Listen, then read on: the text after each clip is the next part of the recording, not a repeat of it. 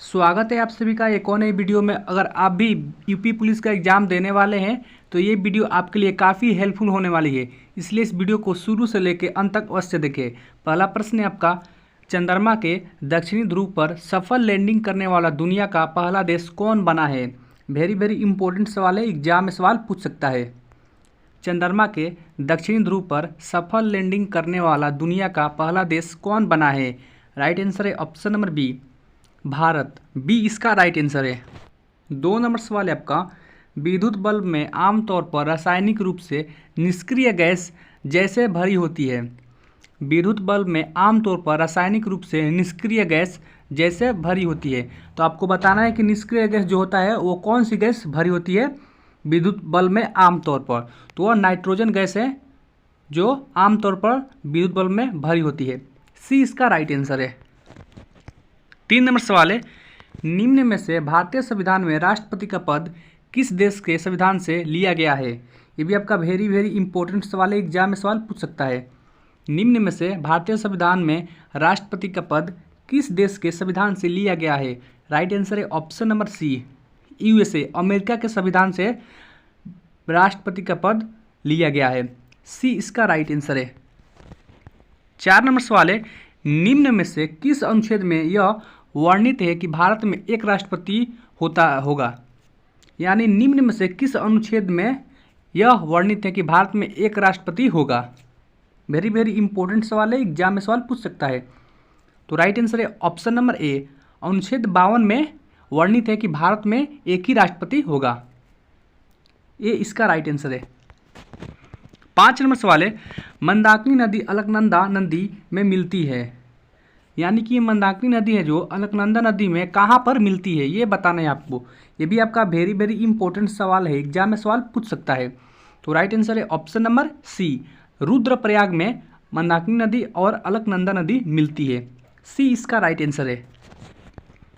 6 number सवाल है, जब किसी कार्य में आवश्यकता से अधिक लोग लगे होते हैं तो इसे किस नाम से जाना जाता है? जब किसी कार्य में आवश्यकता से अधिक लोग लगे होते हैं तो उस माने कार्य को आप लोग किस नाम से जानते हैं? तो इसका राइट आंसर है ऑप्शन नंबर सी, प्रच्छन्न बेरोजगारी। सी इसका राइट आंसर है। 7 नंबर सवाल है आपका, दीवार के पीछे खड़े एक व्यक्ति की आवाज़ पहचानी जा सकती है। दीवार के पीछे खड़े एक व्यक्ति की आवाज़ पहचानी जा सकती है। तो इसका राइट आंसर है ऑप्शन नंबर ए, विवर्तन तथा गुणवत्ता द्वारा। विवर्तन तथा गुणवत्ता द्वारा पहचानी जा सकती है। ये इसका राइट आंसर है। 8 नंबर सवाल है, ध्वनि तरंग की आवृत्ति मापने की मानक इकाई क्या है? बोर्ड मॉडल का सवाल है, एग्जाम में सवाल पूछेगा। ध्वनि तरंग की आवृत्ति मापने की मानक इकाई है। राइट आंसर है option number B, hertz. B इसका राइट आंसर है। वेरी वेरी इंपॉर्टेंट सवाल है, आप लोग इसे याद कर लीजिएगा, एग्जाम में पूछ सकता है। 9 नंबर सवाल है, किनका जन्म ननकाना साहब में हुआ? किनका जन्म ननकाना साहब में हुआ? ये भी आपका वेरी वेरी इंपॉर्टेंट सवाल होने वाला है, एग्जाम में सवाल पूछ सकता है। तो ननकाना साहब में गुरु नानक का जन्म हुआ था। सी इसका राइट आंसर हो जाएगा। 10 नंबर सवाल है, भारत में 21 मई का दिन किस रूप में मनाया जाता है? ये भी आपका वेरी वेरी इंपॉर्टेंट सवाल होने वाला है, एग्जाम में सवाल पूछेगा। भारत में 21 मई का दिन किस रूप में मनाया जाता है?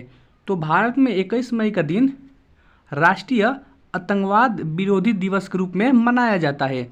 डी इसका राइट आंसर है। 11 नंबर सवाल है, किस महापुरुष की जयंती राष्ट्रीय युवा दिवस के रूप में मनाया जाता है? ये भी आपका वेरी वेरी इंपॉर्टेंट सवाल है।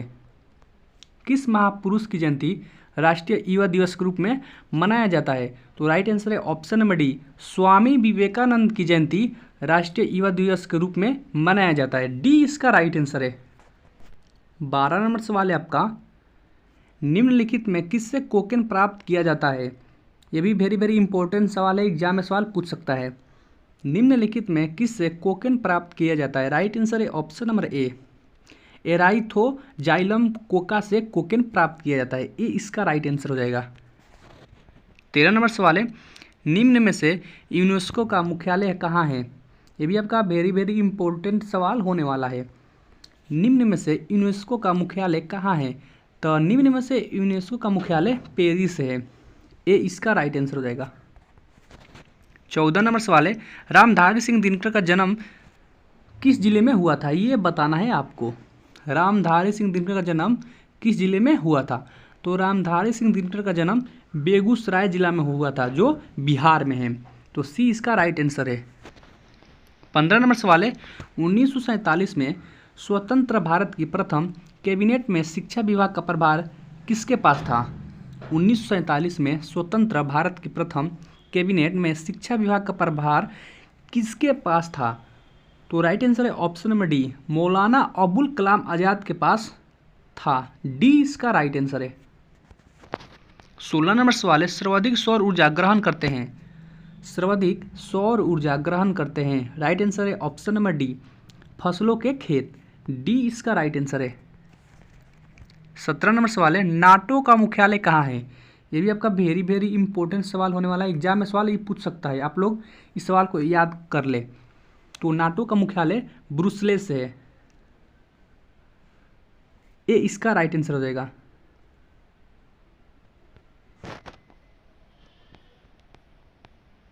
18 नंबर सवाल है, मानव विकास रिपोर्ट निम्नलिखित में से किसके द्वारा प्रकाशित की जाती है? मानव विकास रिपोर्ट निम्नलिखित में से किसके द्वारा प्रकाशित की जाती है? राइट आंसर है ऑप्शन नंबर सी, यूएनडीपी के द्वारा मानव विकास रिपोर्ट प्रकाशित की जाती है। सी इसका राइट आंसर है। 19 नंबर सवाल है, निम्नलिखित में से किस प्रकार की अर्थव्यवस्था में उत्पादन के कारक एकाधिकार में होते हैं? निम्नलिखित में से किस प्रकार की अर्थव्यवस्था में उत्पादन के कारक एकाधिकार में होते हैं? राइट आंसर है ऑप्शन नंबर ए, पूंजीवादी में। ये इसका राइट आंसर है। 20 नंबर सवाल है, निम्नलिखित में से कौन सा ज्वालामुखी प्रशांत महासागर का ज्वालावृत्त के अंतर्गत आता है? आपका वेरी वेरी इंपॉर्टेंट सवाल है। तो इस सवाल का राइट आंसर है option number D, Fujiyama. D इसका राइट आंसर है। 21 नंबर सवाल है, the last queen of Kashmir नामक उपन्यास के लेखक कौन है? वेरी वेरी इंपॉर्टेंट सवाल है, आप सवाल को याद कर ले, एग्जाम में पूछेगा। The last queen of Kashmir नामक उपन्यास के लेखक कौन है? राइट आंसर है option number D, Rakesh Kaul. D इसका राइट आंसर है। 22 नंबर सवाल है, लौह अयस्क की खान बादाम पहाड़ किस राज्य में स्थित है? ये भी आपका वेरी वेरी इंपॉर्टेंट सवाल है, एग्जाम में पूछ सकता है। लौह अयस्क की खान बादाम पहाड़ किस राज्य में स्थित है? राइट आंसर है ऑप्शन नंबर बी, उड़ीसा राज्य में स्थित है। बी इसका राइट आंसर है। 23 नंबर सवाल है, गांधी सागर बांध निम्नलिखित में से किसका हिस्सा है? ये भी आपका वेरी वेरी इंपॉर्टेंट सवाल है। गांधी सागर बांध निम्नलिखित में से किसका हिस्सा है? तो निम्नलिखित में से चंबल का हिस्सा है। ये इसका राइट आंसर है। 24 नंबर सवाल है, भारत की संसद में पहला लोकपाल विधेयक कब पेश किया गया था? भारत की संसद में पहला लोकपाल विधेयक कब पेश किया गया था? राइट आंसर है ऑप्शन नंबर बी, सन 1968 ईस्वी में। अगला सवाल देखते हैं 25 नंबर, भारत के उच्चतम न्यायालय के आदर्श वाक्य क्या है? ये भी आपका वेरी वेरी इंपॉर्टेंट सवाल है। भारत के उच्चतम न्यायालय का आदर्श वाक्य क्या है? तो भारत के उच्चतम न्यायालय के आदर्श वाक्य है यतो धर्मस्ततो जय। सी इसका राइट आंसर है। 26 नंबर सवाल है, कौन सा दर्रा सिक्किम को चीन के तिब्बत स्वायत्त क्षेत्र से जोड़ता है? यह भी आपका वेरी वेरी इंपॉर्टेंट सवाल होने वाला है, एग्जाम में पूछ सकता है।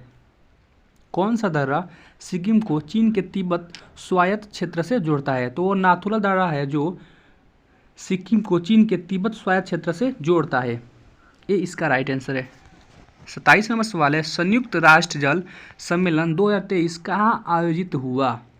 ये भी आपका वेरी वेरी इंपॉर्टेंट सवाल है, एग्जाम में पूछेगा, आप लोग इस सवाल को याद कर ले।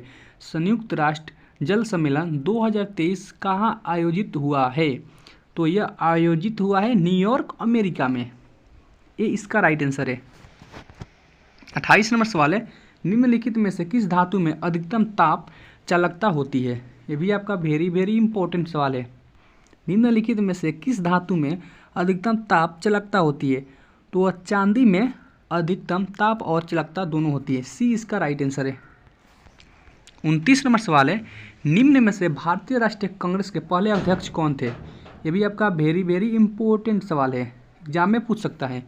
निम्न में से भारतीय राष्ट्रीय कांग्रेस के पहले अध्यक्ष कौन थे?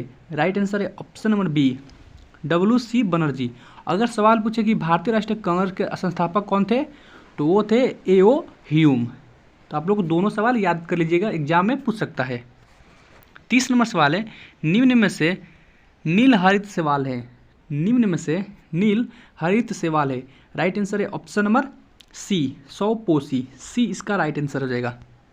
अगर आप चैनल पे पहली बार आए हैं, चैनल को सब्सक्राइब कर ले, वीडियो को लाइक करें और शेयर करें।